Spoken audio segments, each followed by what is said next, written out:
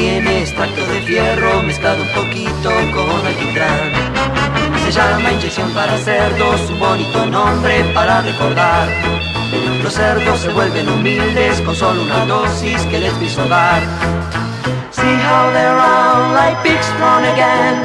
See how they fly and cry.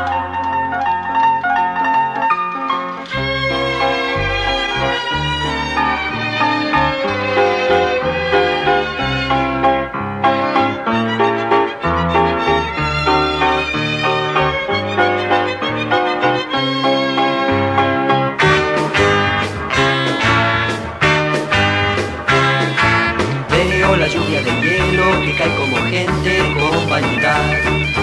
Veo las plantas, las hojas, me miran, se ríen, no sé qué pensar. Veo las rosas champañas, disuelves en el aire, las quiero buscar.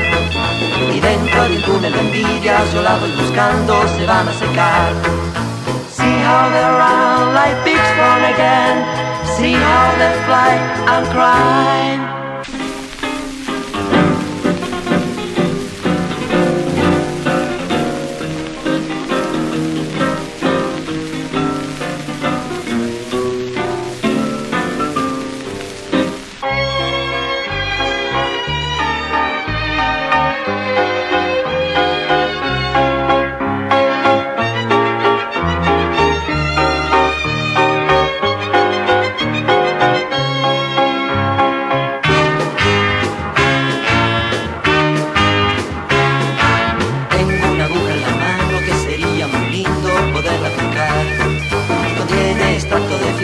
Mezclado un poquito con alquitrán. Se llama inyección para cerdos, un bonito nombre para recordar.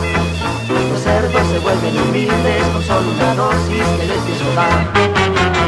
Torta de morango, glacê tipo chantilly. Faça um creme com 3 colheres de sopa de maisena, meio litro de leite e 350 gramas de açúcar. Retire do fogo e bata até esfriar. Adicione uma colher de chá de essência de baunilha e continue batendo. A parte bata bem 400 gramas de gordura vegetal.